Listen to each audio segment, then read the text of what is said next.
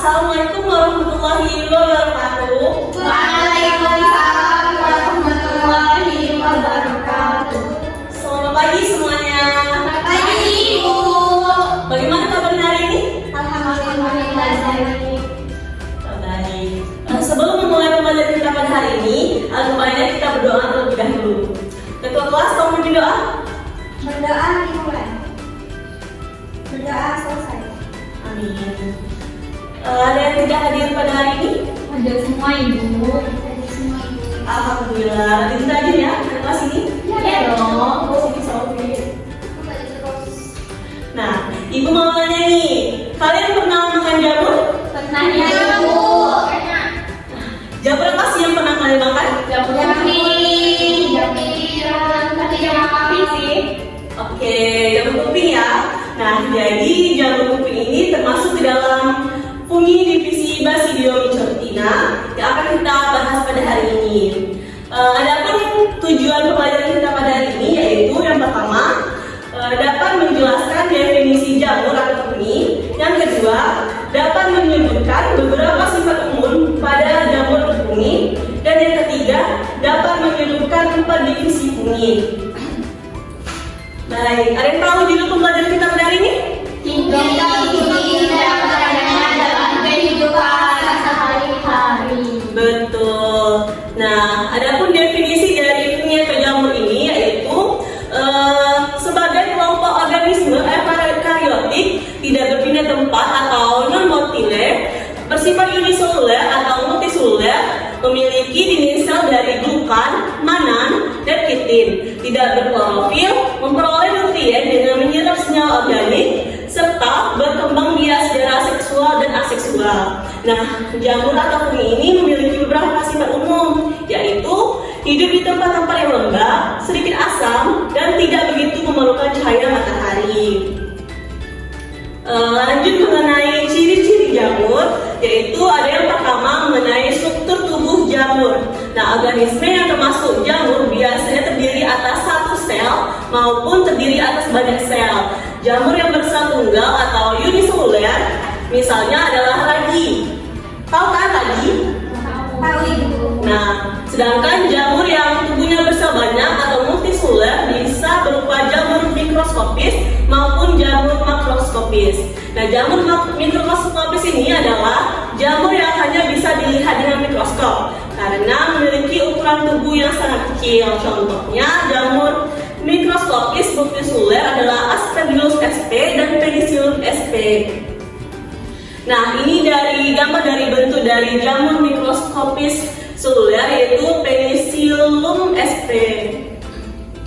Nah, jamur ini memiliki bentuk tubuh bervariasi. Ada yang bulat, bulat telur maupun memanjang. Yang kedua, mengenai cara hidup dan habitat jamur. Nah, cara hidup jamur ini bervariasi. Ada yang hidup secara soliter dan ada yang hidup berkelompok atau membentuk koloni. Jadi kalau yang berkelompok itu disebut koloni. Pada umumnya jamur hidup secara berkelompok atau berkoloni karena hifa dari jamur tersebut saling bersambungan atau berhubungan.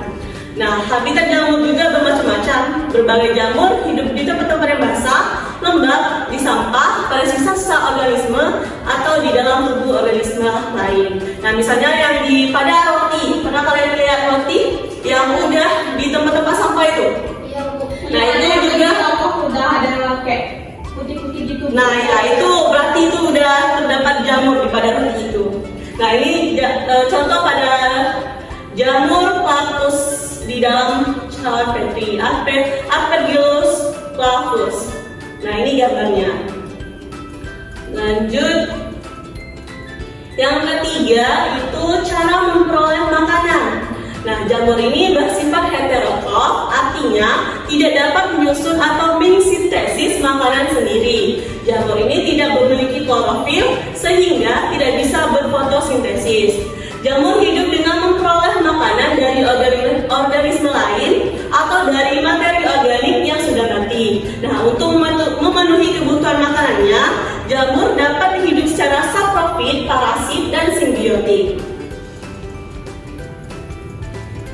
Nah, selanjutnya yaitu mengenai cara reproduksi jamur. jamur ini sangat bervariasi. Meskipun demikian, reproduksi jamur ini umumnya terjadi dalam dua cara, yaitu secara seksual dan secara aseksual. Yaitu yang seksual itu perkembangannya itu generatif, dan secara aseksual itu perkembangan biakan itu vegetatif. Nah, perkembangan biakan jamur secara generatif adalah perkembangbiakan yang diawali dengan peleburan gamet atau sel-sel kelamin yang didahului dengan penyatuan dua hifa yang berbeda yang disebut konjugasi. Betul. Nah, di sini ada mengenai contoh dalam dunia fungi dibagi menjadi 4 divisi, yaitu ada yang Zygomycotina. Nah, ini dia gambarnya Zygomycotina. Ada Ascomycotina, ada Basidiomycotina, ada Deuteromycotina. Nah, silakan kalian perlihatkan jelas-jelas gambar dari ini. Berarti jamur yang nomor 4 itu hampir sama persis kayak jamur yang di dekat-dekat itu tumbuhan pisang itu ya, Bu? Iya, ini yang ada ini ya.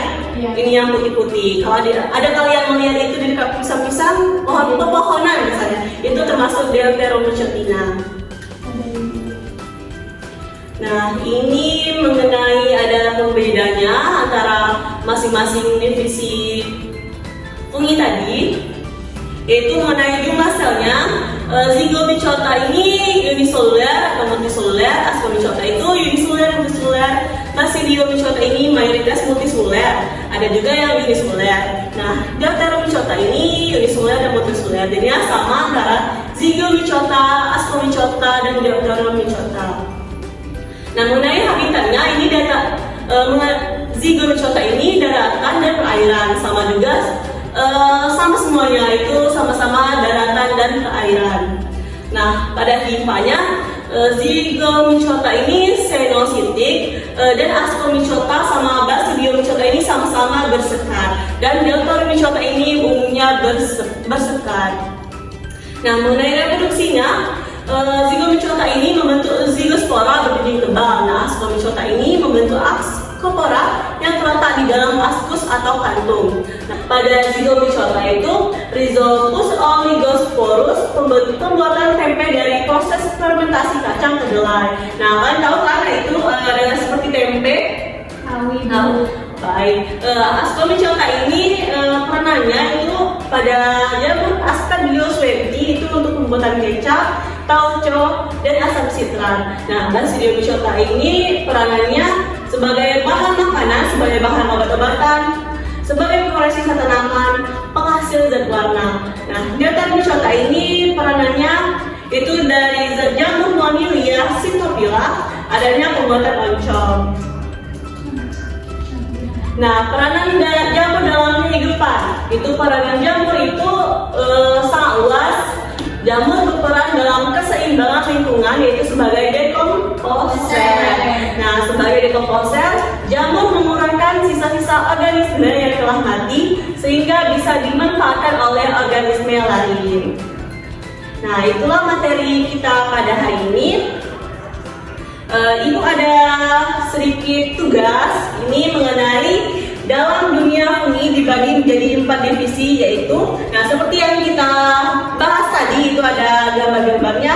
Nah, Ibu minta kalian untuk menempelkan apa saja yang mengenai Zygomycotina, Ascomycotina, Basidiomycotina, dan Deuteromycotina. Nah, nanti kalian akan menempelkan gambar-gambar fungi tersebut satu persatu. Baik, ada yang mau duluan? Saya Ibu. Tasya?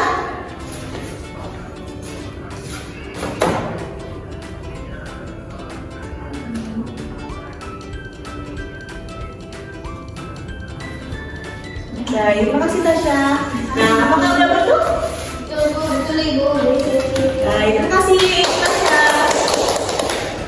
Lanjut, siapa lagi? Ibu. Baik, Rika.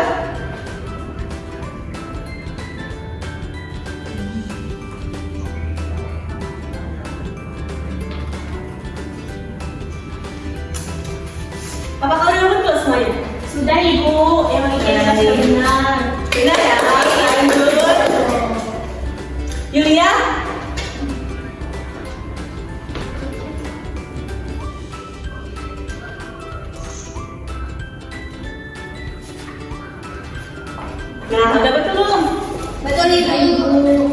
Betul ya. Lanjut. Cepat ATS.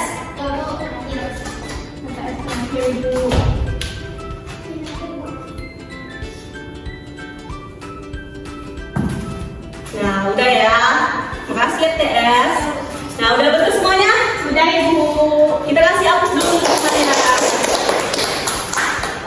Selesai sudah pembelajaran kita hari ini. Ada yang bisa menyimpulkan apa saja materi kita pada hari ini? Kepada NTS? Jadi menurut saya ini adalah itu dapat didefinisikan sebagai kelompok organisme yang memiliki tidak memiliki tempat atau monotipe bersifat uniseluler atau multiseluler.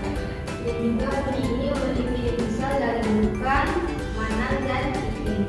Bunyi ini juga tidak berklorofil dan memperoleh nutrien dengan minat setelah organ lain tempat pembangunan secara seksual dan aseksual. Baik, terima kasih NTS. Ada yang bisa menyimpulkan lagi? Sudah sama seperti RTS Ibu. Baik, Ibu tambahkan lagi ya. Kesimpulannya itu fungi atau jamur didefinisikan sebagai kelompok organisme eukariotik tidak berpindah tempat atau monotile, bersifat uniseluler atau multiseluler, memiliki tinggi sel dari bukan, manan, dan kitin, tidak berklorofil, memperoleh nutrien dan menyerap senyawa organik, serta berkembang biak secara seksual dan aseksual. Nah, jamur atau fungi ini memiliki beberapa sifat umum, yaitu hidup di tempat-tempat yang lembab, sedikit asam, dan tidak begitu memerlukan cahaya matahari. Nah, dalam dunia fungi ini dibagi menjadi 4 divisi seperti yang sudah kita jelaskan tadi, yaitu ada Zygomycotina, Ascomycotina, Basidiomycotina, dan Beta-Mycotina. Baik. Terima kasih untuk semuanya yang telah hadir pada hari ini. Sebelum Ibu menutup pelajaran kita pada hari ini, baik kita mengucapkan hamdalah, alhamdulillahirabbil alamin. Ibu tutup. Wassalamualaikum warahmatullahi wabarakatuh. Waalaikumsalam warahmatullahi wabarakatuh. Ibu call dulu ya. Terima kasih Ibu. Ya.